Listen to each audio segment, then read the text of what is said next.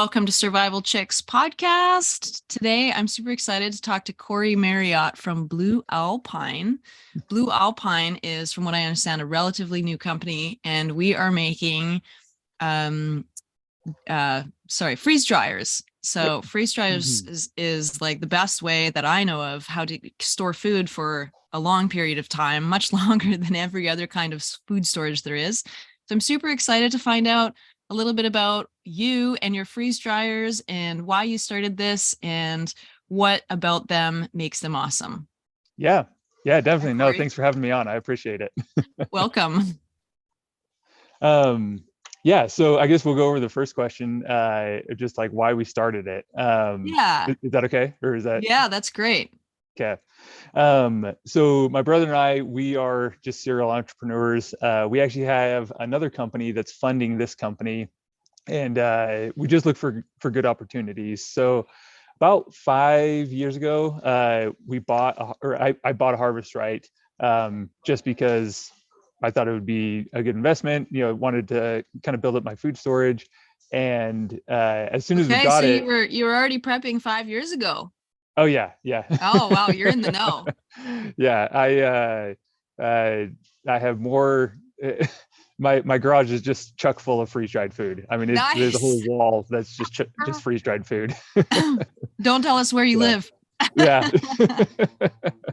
So we bought a freeze dryer, and we had already started this other company. It's a science education company, but we were looking at our science education company and just looking for other opportunities to kind of branch out.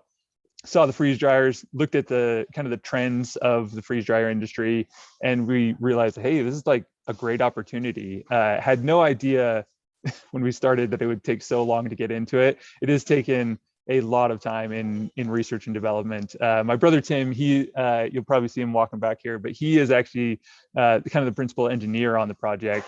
And then I help with some of the engineering and a lot of the kind of hands-on and business side of things. But yeah, so we started 5 years ago. We've been doing it really full time for the last 2 years, and we wanted to kind of just fly under the radar until we were ready to launch. So we've only been selling for about a month at this point. We started selling like probably beginning of June or so. How exciting! I told Tim this morning it feels like I've caught the coattails of a rocket, and I'm just trying to just hold on. Oh my gosh! So, is that because anyways, you're getting lots of orders? We are, yeah. We're getting between 3 and 6 orders a day. What? And we are not advertising. So Dude, this is amazing. Yeah. And that's in the first month. So we're wow. Anyways, we're just trying to keep up. Good for you. I'm really Thanks. happy to hear that. That's amazing. Thanks.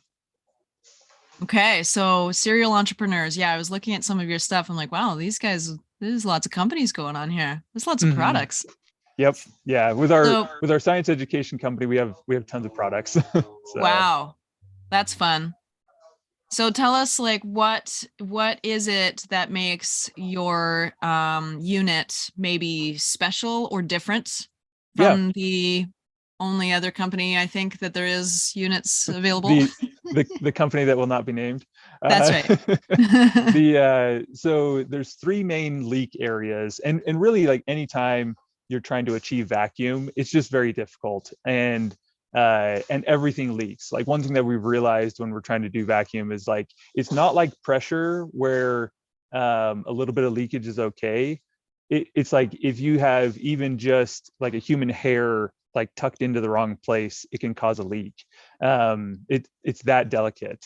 And so with the other company, there's 3 main leak areas. The first leak area is their hoses. So the hoses have, like, as the hose fits over a barb, there's a metal spiral that goes around that hose to keep it open under vacuum, because it's a pretty thin hose.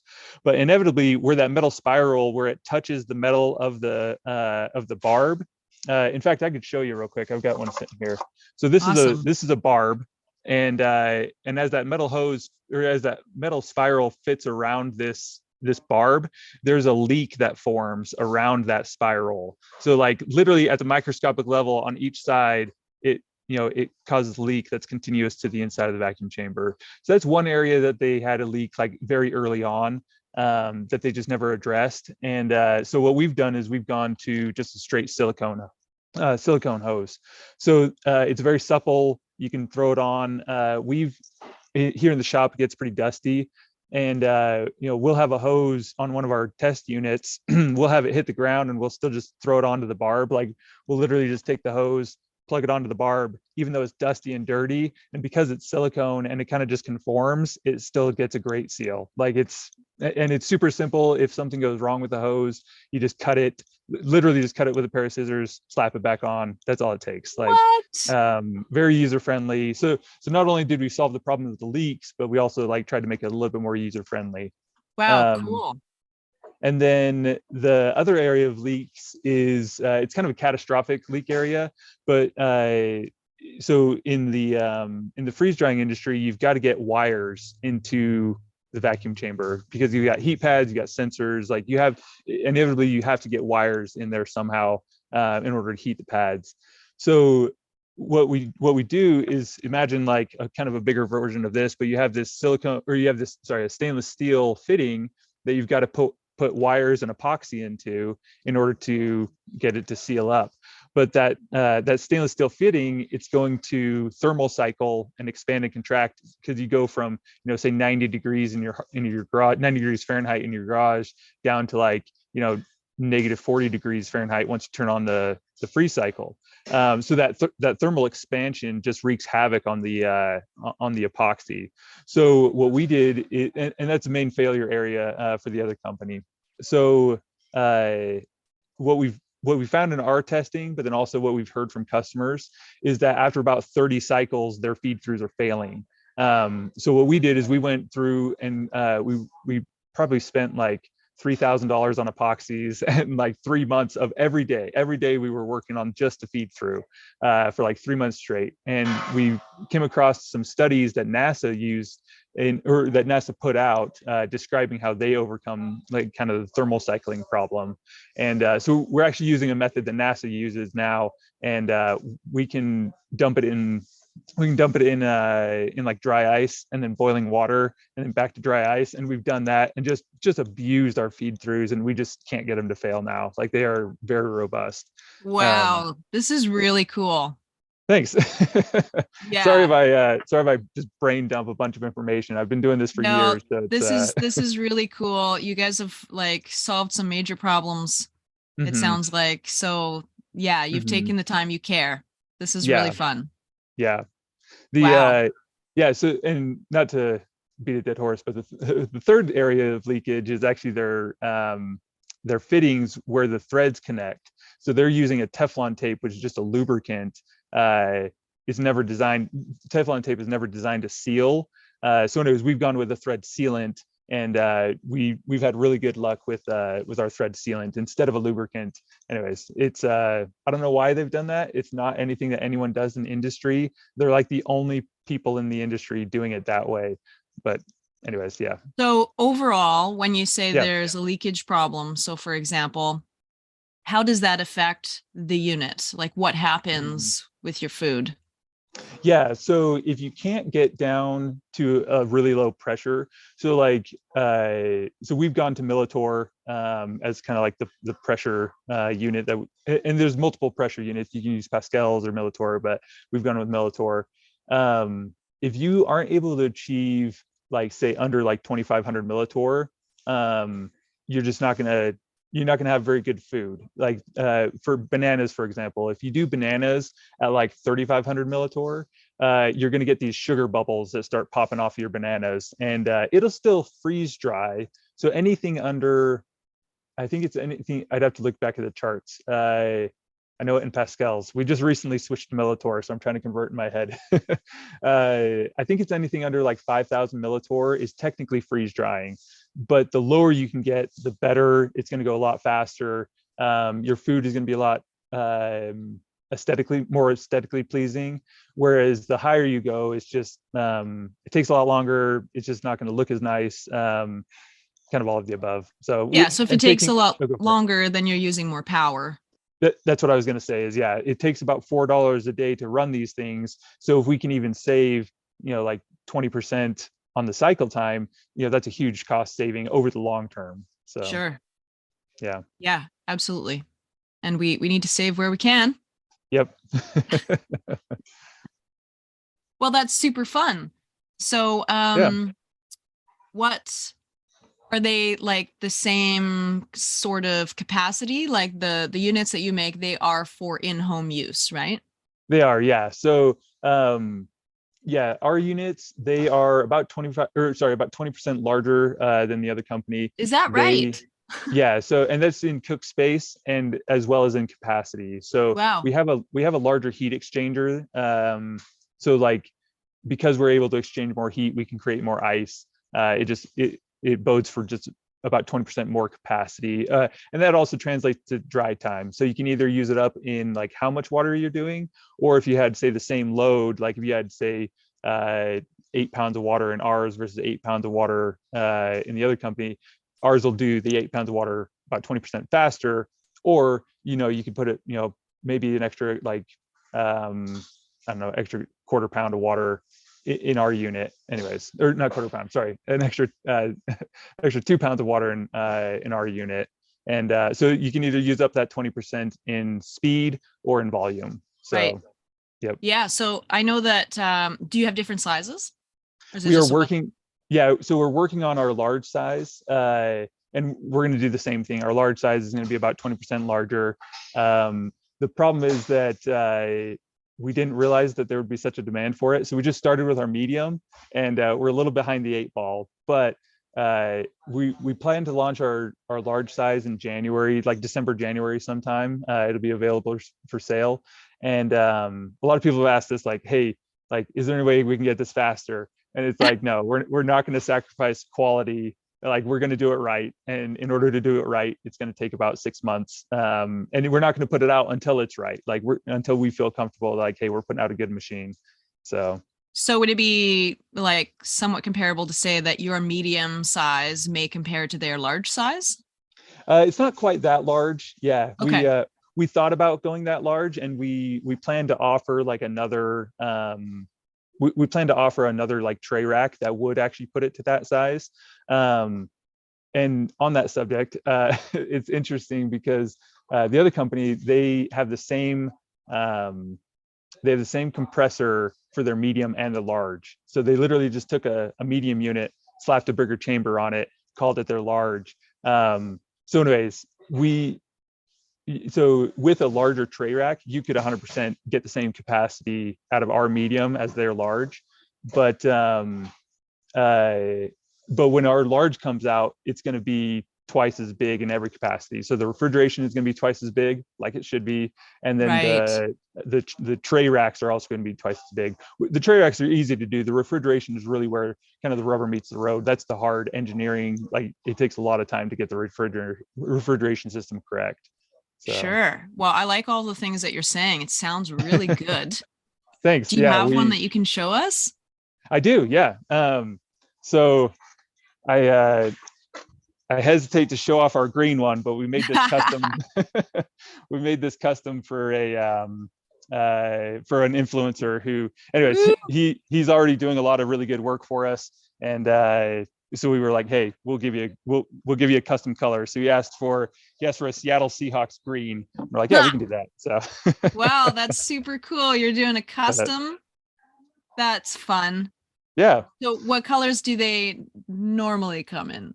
Yeah, so currently, let me walk around over here real quick. So, and sorry, it's a mess. Anyways, we're we're trying to grow as quickly as possible. So these are two of our prototypes. So we've been kind of abusing these ones. They've got, duct tape and stickers and stuff on them. But so these are our two colors at the moment. We have black, and then we have blue. But we are working with a powder coating company, and we're working on changing up the design a little bit to make it easier to get this front plate off.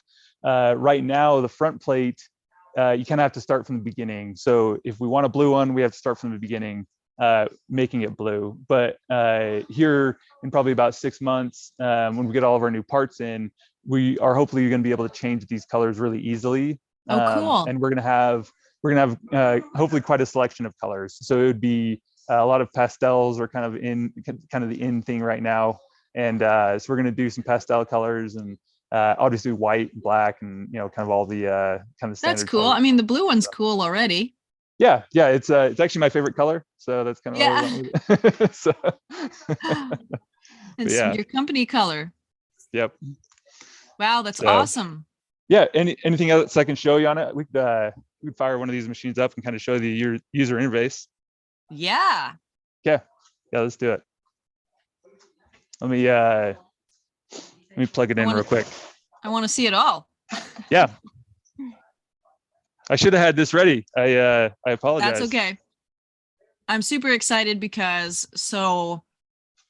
I have wanted a freeze dryer for some time, and I have dragged my feet a little bit, A, because of the cost, but also B, because of not so positive Canadian reviews. Not of your company, of another company. And there's just a huge shipping cost for us. I mean, for myself, I would likely go get it across the border because I'm pretty close to the border. But for those that are a little more up north, the north, we have huge shipping costs, and we have border fees and agent fees and all the things. And so if something goes wrong with the machine, or if it has arrived damaged, or etc., it is an extreme cost to ship it back. And I have heard some people say that the other company was not so receptive. So I was hoping to not have to deal with some of those issues, right? So I've been, definitely. I've been dragging my feet. Yeah. And now I'm happy that I did. Yeah, no, we kind of our thought process, especially because I mean, shipping across international borders, like, it's difficult. It's a lot more logistics than just shipping in the lower 48. But our thought process is, if we put out a good machine, then it kind of alleviates a lot of that. Like, if our machines really do last a long time, then it's like, well, one, the customer service gets easier. With the same size of customer service team, we can do we can service like 3 to 4 times the amount of customers, because we're not, hopefully we're not going to be getting as many problems as them. Yes. So that was, but then it also it brings more, how do I put it? It brings more confidence with international purchases, because it's like, hey, it's a good machine. It's not just going to get up to you and fail. So anyways, yeah. So that's kind of our thought process on that. But yeah, and if you've got good customer service and you're willing to take back your products or have them looked at or whatever it is, then that gives us confidence to buy as well. Yeah, 100%. Yeah, these first 125 units that we're pushing out, I've been telling everybody, like, it's got a year warranty, but if anything ever fails, I need to know. So anyways, we're very vested in making good products. That's just when we say, hey, made in America, there is kind of a reputation as a whole, as a country as a whole, that we're trying to keep up. And anyways, we realize that, being a manufacturer, we're part of that. Even though we're brand new to the manufacturing space, there's still 100%. There's still that reputation that we want to keep up. So, well, most things are not made in America anymore. So that's another huge bonus.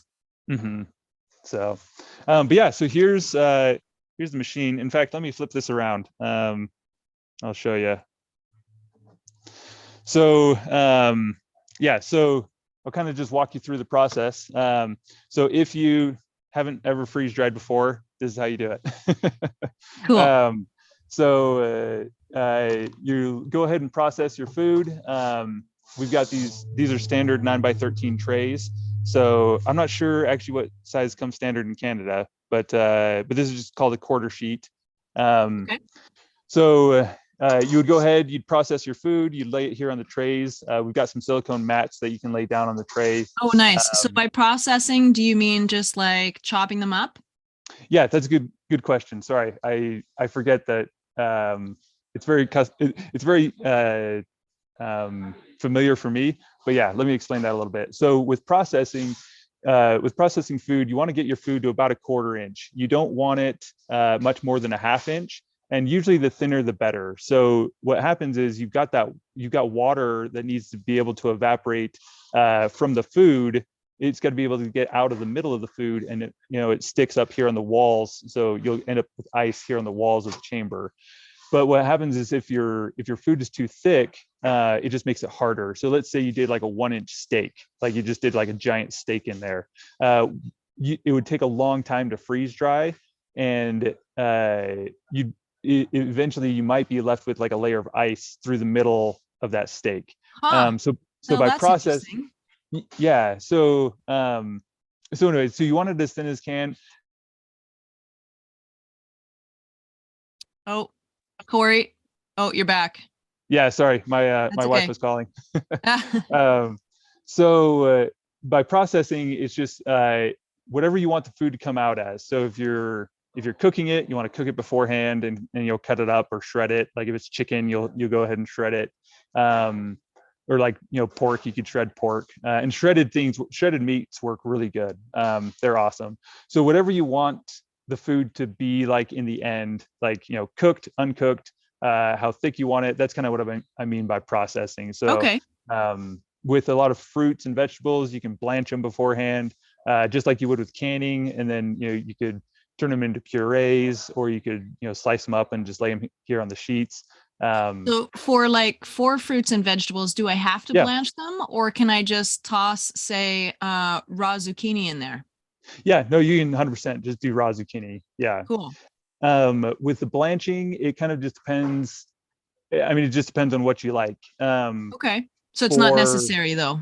Not necessary, yeah. So Okay.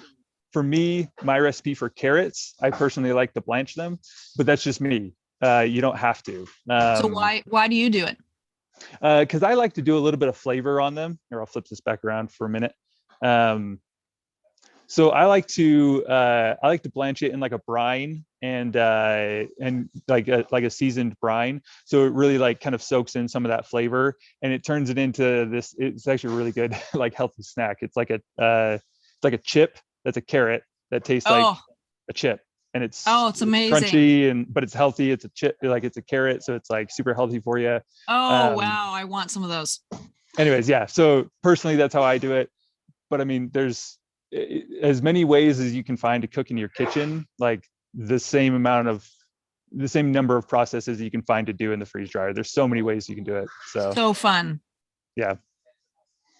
Um, so yeah, I'll flip this back around, and we'll Okay, yeah, let's go back to after the processing of the food.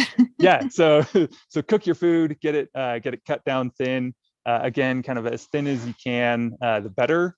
But it kind of depends on what you're going for. If you're going for food storage, if you're going for food storage, you might not really care what it looks like. So you can kind of just do.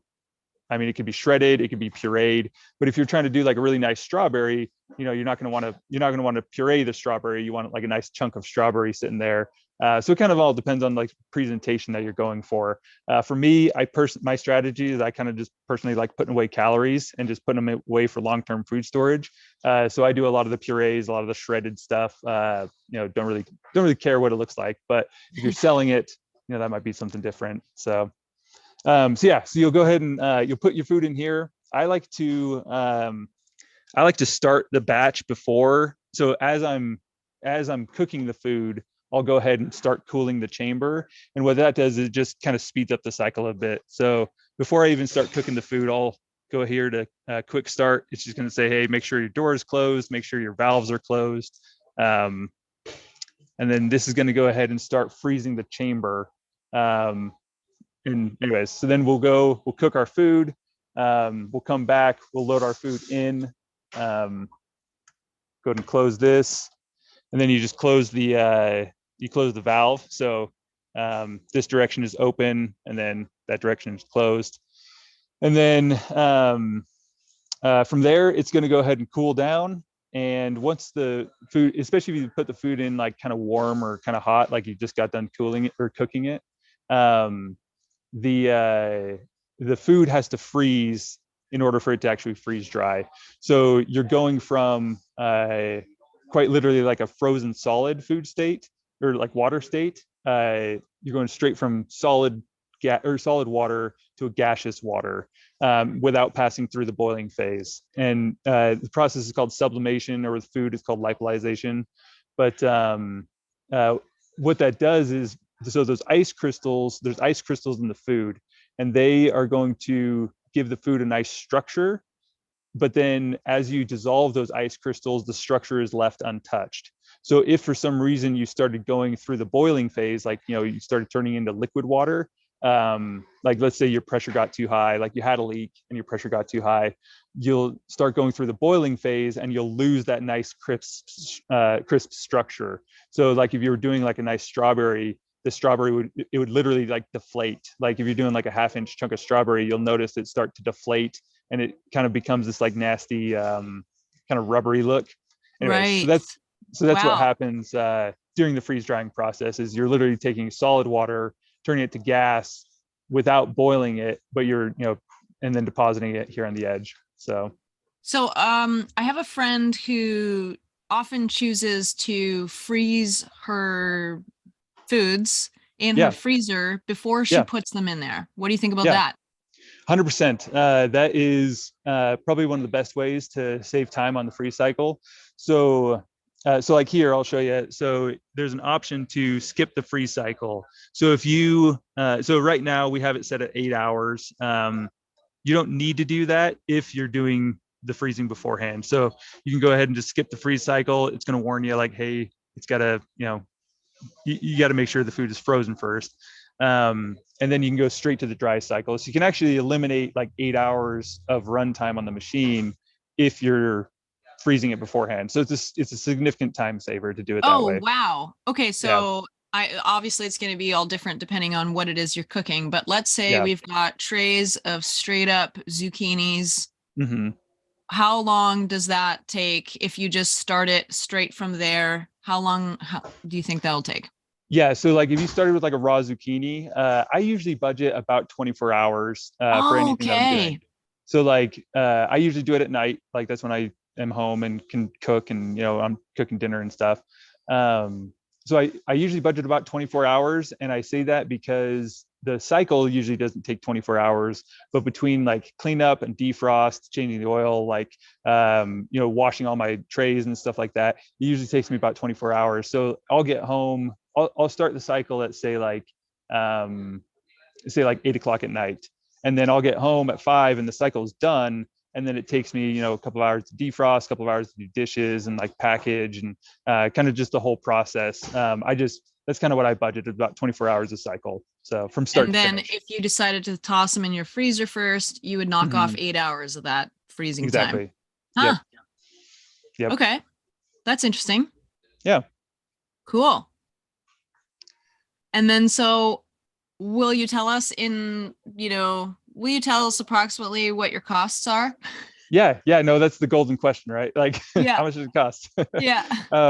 Yeah. So our prices are the exact same as the other company that will not be named. Is that So right?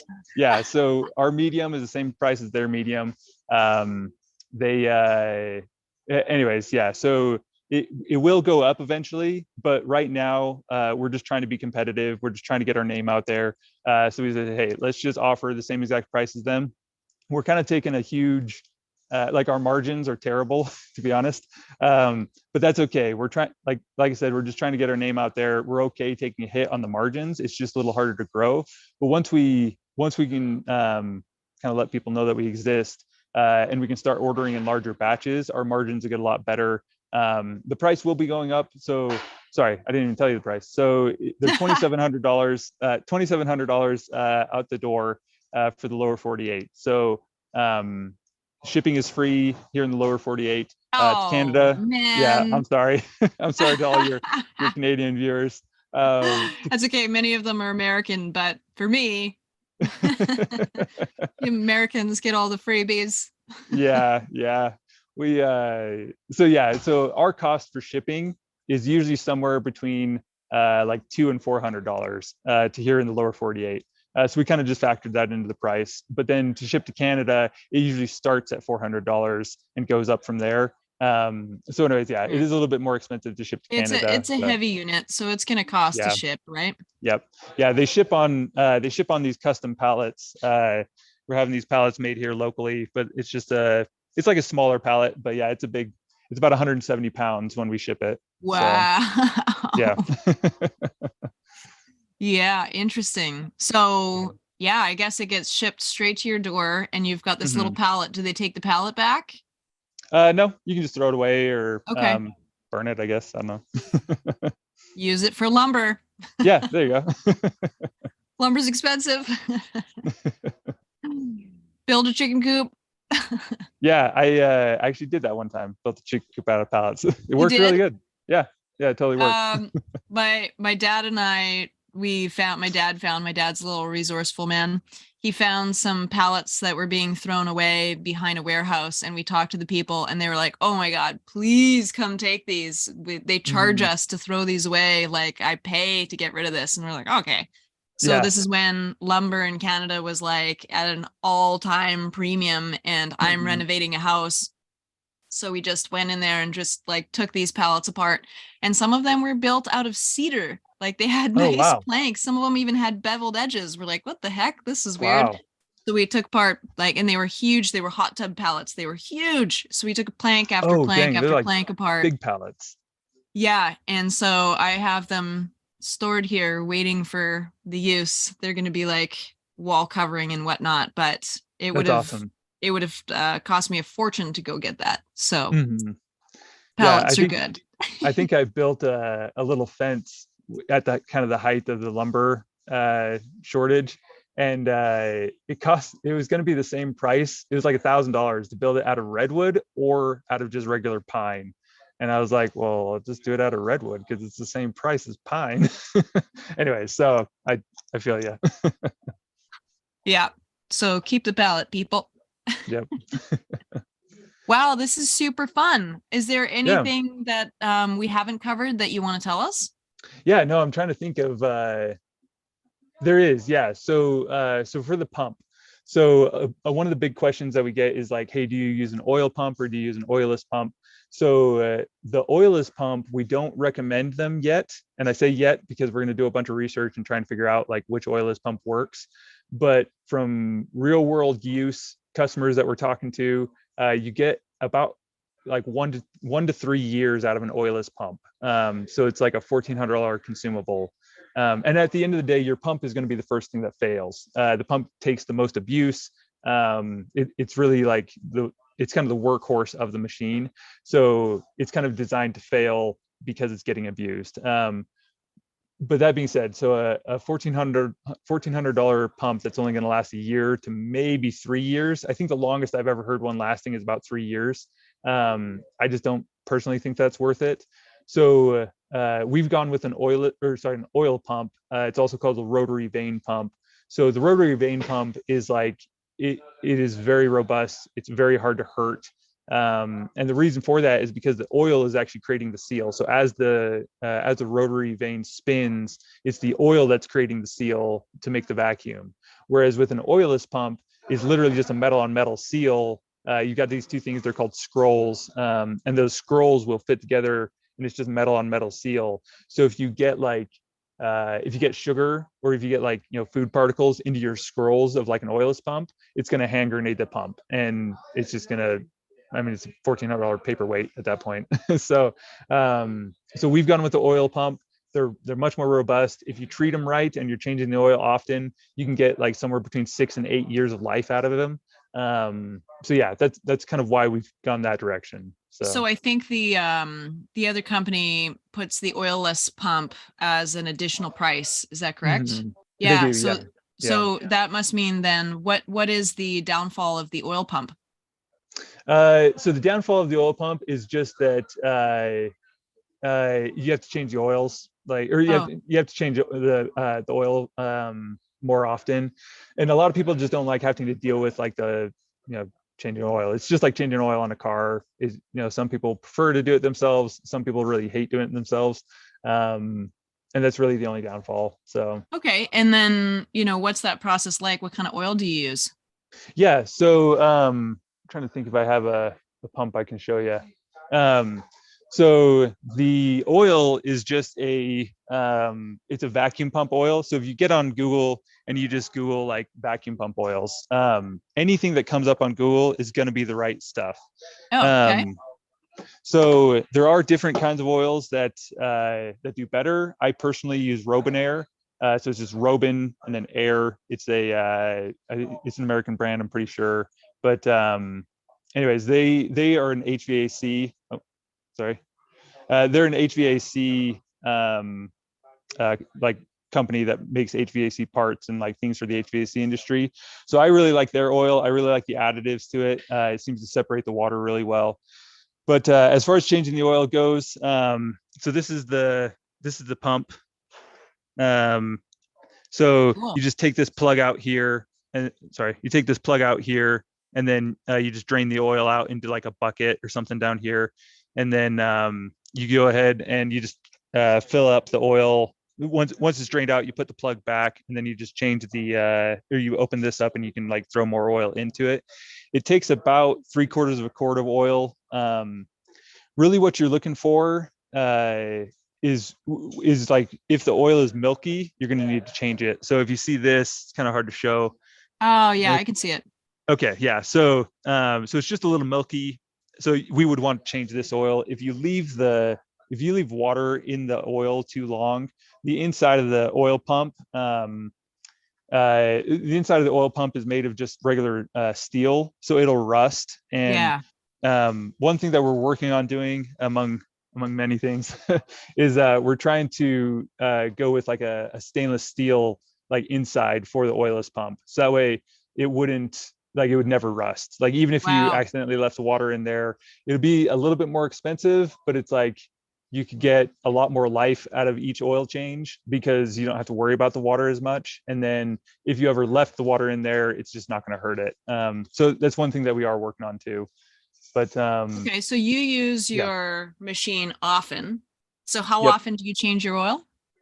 I I hate to say it, but it depends. um, so if you are doing something like candy, so candy, you're only pulling off like 2 ounces of water per batch. So you can go somewhere between 15 and like 30 batches without changing the oil, Okay. because you're just not putting as much oil or much water into the oil.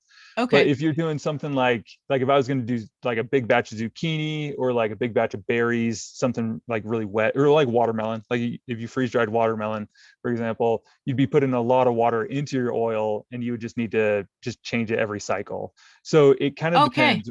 Yeah. So there's a huge swath of like anywhere from 30 cycles without changing it to, every cycle you need to change it. And it all depends Wow. on that water content. So Okay. Well, that's interesting. I yeah. had no idea that you even had to change it. Like I don't really know anything up until this point about No, that's freeze okay. Yeah. dryers. So and you can reuse the oil. So it's not like it's not a recurring cost. So like I bought like $100 worth of Robinair oil. It was like 12 quarts. I bought it 3 years ago and I'm still using it. So I literally just put it into like a jar. So I'll put it into a jar like this mason jar, and then just let all the water settle out to the bottom, and then I'll just pour off the top. Make sure that I don't pour off any of the water in it, but I'll just pour off the top, pour it right back into my jugs, and I can just put it back into the machine. What? So Well, that's a great tip. yeah, so don't like if you're trying to save money, don't be throwing away your oil. It's good oil. So Wow. anyways, I mean, how would anybody know that? yeah, yeah, and that's one of the reasons why I like Robinair, is because it seems like when I do get water in the oil, that it separates, like the water falls out of the oil a lot easier. They just have better additives, it seems like. But really, again, any oil will work. If you Google vacuum pump oil, it's gonna work. So Wow, that's cool. So yeah, I want to go back to 5 years ago. Well, yeah. probably before 5 years ago. So when you started this 5 years ago, but obviously you were using a freeze dryer before that. So Mhm. how long have you been freeze drying your food for? Actually, just 5 years. So so that first freeze dryer that I bought was the very first introduction into it. So my wife and I, and this, I don't know if this is pertinent or not, but it's kind of a funny story. So we were saving for a bed, and we'd been married, a year or so. We were saving for a bed, and my wife came to me and was like, "Hey, like my mom has a freeze dryer. We should go buy a freeze dryer instead of this bed." And I was Ha! like, "I don't know. Like, are you sure?" And so, anyways, so I'm a firefighter by trade, and and so I've lived my whole life, kind of putting away for a rainy day, like living, just in case, like, doing things like mitigate potential emergencies. And my wife had no idea that I would be way more into freeze drying than she was. She was like excited about it, but she had no idea that like when she bought it, that I would be the one using it. So, anyways, that was kind of a funny turnaround, but yeah. So go wife, what's her name? Her name is Michaela. She's awesome. Michaela, go Michaela. So she was So, like, we need to freeze dry some food here. And you're like, okay. So you guys mhm. bought one instead of your Yep, mattress. yep. And And we still then, don't have that mattress. Actually, we never ended up buying well, I it. think you're going to get one soon. Hopefully. I think it was a good investment. We'll say that. I think she Definitely, did definitely. good. Yeah. So, and then you just started freeze drying, and right away Mhm. you were like, oh my God, we need to make these. Yep. Yep. Wow. Yeah. So we do, it's called market research. So like as an entrepreneur, you do a lot of market research before you execute on an idea. And we did a lot of market research on it, and just like from the very beginning, we realized like, holy cow, like this is a growing industry. Like this is like, and And it's an anytime, untapped market.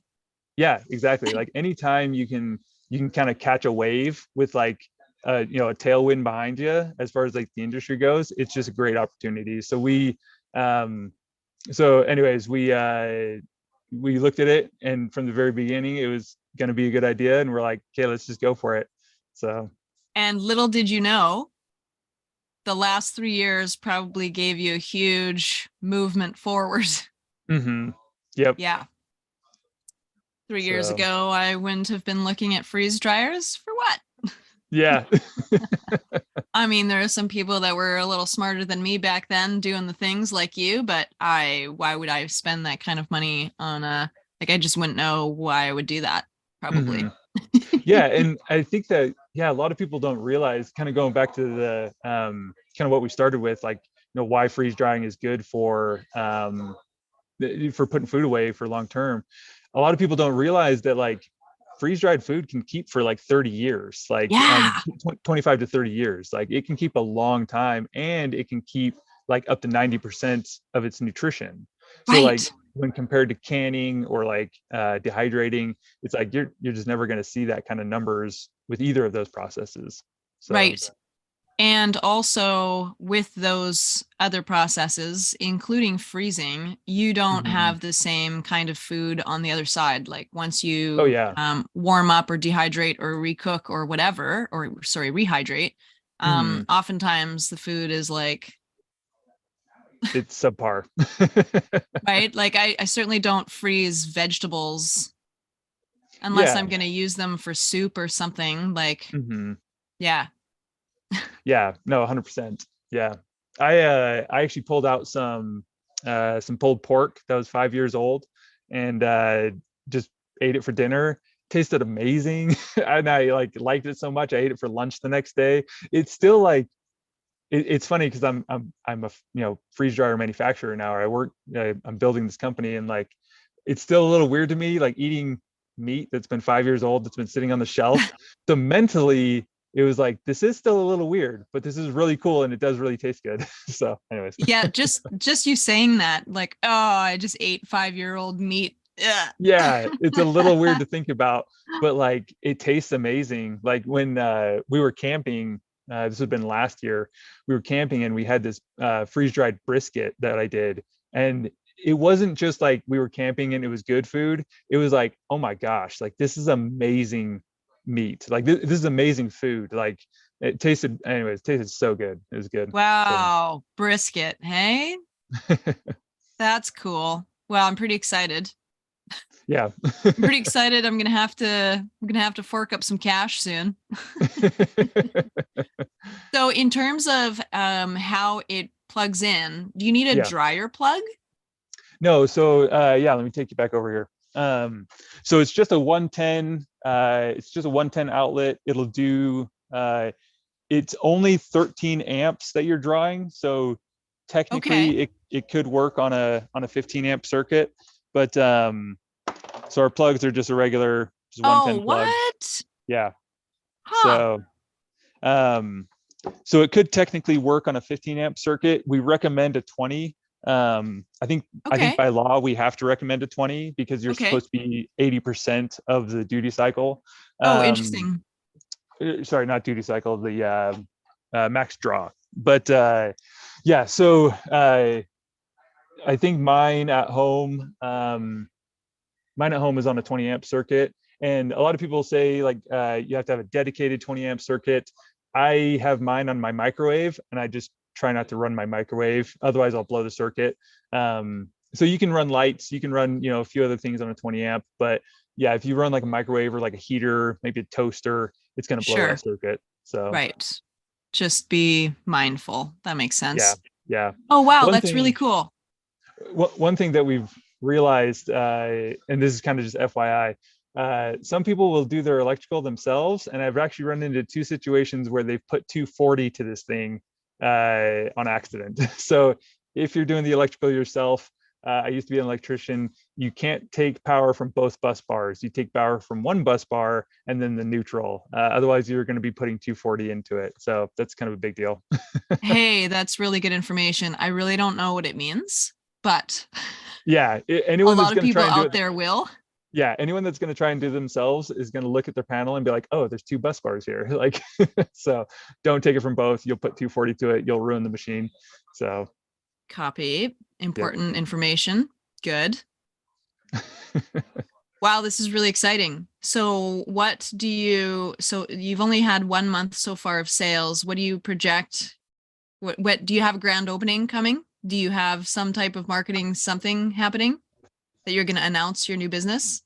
Yeah, so we are kind of just trying to grow. Uh, we're trying to grow slowly, even though that's not happening. One thing that I guess the shorter answer is we don't plan on doing anything quite yet, because Right. we're already growing pretty quickly. So we're kind of just trying to grow organically. But eventually, yeah, we will.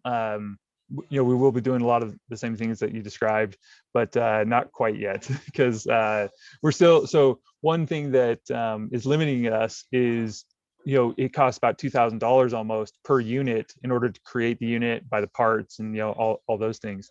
So in order to put out 125 units, I mean it's hundreds of thousands of dollars. So we're trying to scale to about 1,000 units at a time, but we just don't have that kind of capital quite yet. We're getting close, but anyway, so that's one kind of limiting factor on growing too quickly. So we are trying to kind of throttle it a little bit, and then hopefully here soon we'll be able to just it'll be off to the races, and as many units as we can buy we can pump out. Wow. So sorry, did that I'm really answer your excited. question? I might not have answered your question completely. Did that? Yeah, no, I get it though. It's Yeah. great. I'm really excited for you guys.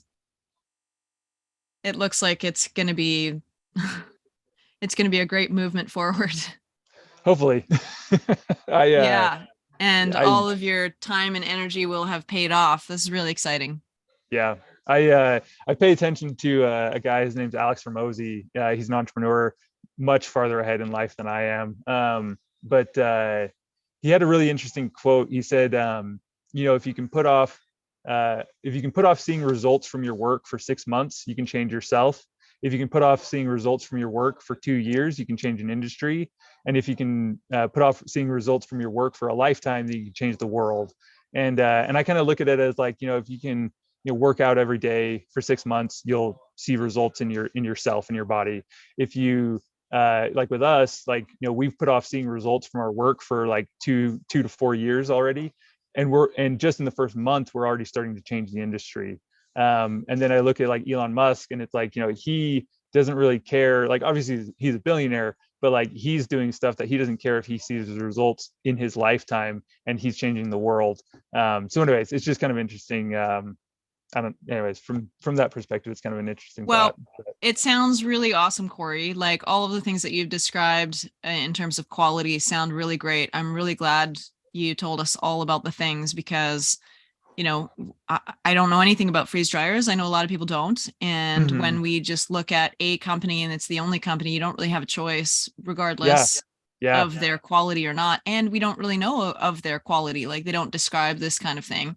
Mhm. So the fact that you went through all of the sealing process and stuff, just I feel like it gives me a sense of confidence. Mhm. Yeah. And I'm really excited. Yeah. No, I appreciate it. So fun. So Okay.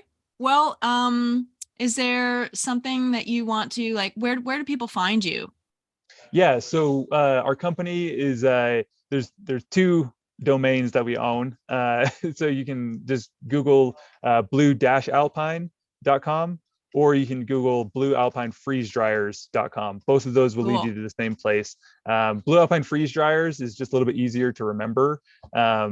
So anyways, it's a little bit more descriptive, I guess. So we went with that one, but both of those will lead to us. So Okay. And then if anybody has any questions about your products, is there a spot on there where they can send you an email or something? yeah, so currently I'm the owner and the service rep. So so they can call my number. It's the company number, but it's my number. It's 208, oh, what is it again? 208 607 1722, or they can email us at bluealpinefreezedryers.com or bluealpinefreezedryers@gmail.com.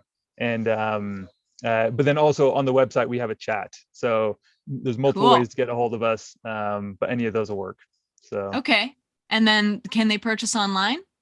yeah, so we are currently taking orders online. They can just order straight on our website. Yeah, so yeah, we can take orders that way. Okay. And then do you have social media? Do you have Facebook or Instagram? We're still working on it. We do have an Instagram, we do have a Facebook, but I've been so busy. Like literally, I manufacture these things, so like I'm, putting them together and we're trying to ship out a bunch today, and so I haven't been as active on those as I should be, but That's okay. um, Don't but they are don't there. don't worry. And then Yeah. do we just Google Blue Alpine and we'll find it? It's actually kind of hard to because the other company has all the SEO. You kind of have to do a direct search. So bluealpinefreezedryers.com will find us. If you Google Blue Alpine, I don't know that you're gonna necessarily find us. I So haven't checked our what's your there. Instagram handle? Oh yeah. So I think it's Blue Alpine. Our Instagram handle is Blue Alpine Freeze Dryer. Okay. Um, Blue Alpine Freeze Dryers got shut down for some reason because I wasn't active on it. So they shut it down and I couldn't get back into it. So our Instagram is Blow Up and Freeze Dryer. And then I think our Facebook is the same. It's just Blow Up and Freeze Dryers. So Cool. Okay. This is awesome. And I'm gonna guess that you don't have a newsletter yet. no, not yet. Okay. We've got a guy, one of our guys, Brennan, has been really good. He wrote up a few kind of newsletter articles, but yeah, that's probably something we should add is like, hey, here's Yeah, what we're because of doing. all of your knowledge that you have, that would be great to send that Mhm. out. Yeah, there are YouTube channels, or sorry, YouTube videos on our website. Oh, So cool. we're trying to add to that, kind of Yeah. explain the freeze drying process and kind of explain some recipes and just more education. At the end of the day, Okay. education is awesome. So Yeah. Well, this is awesome. I'm so glad we got to talk to you today, Corey. thanks. Yeah, no, it's been great. Okay, well, thank you for coming and thank you for showing us all of the things. I really appreciate all your knowledge on everything. And I think that it sounds like you guys have a really great product, and I'm really excited for your future, the future of this company of yours. Thanks. Appreciate Yeah, it. and I'm very excited to get mine, Yep. which I think it's going to be somewhere around January because of the stuff that you've been talking about. Mhm.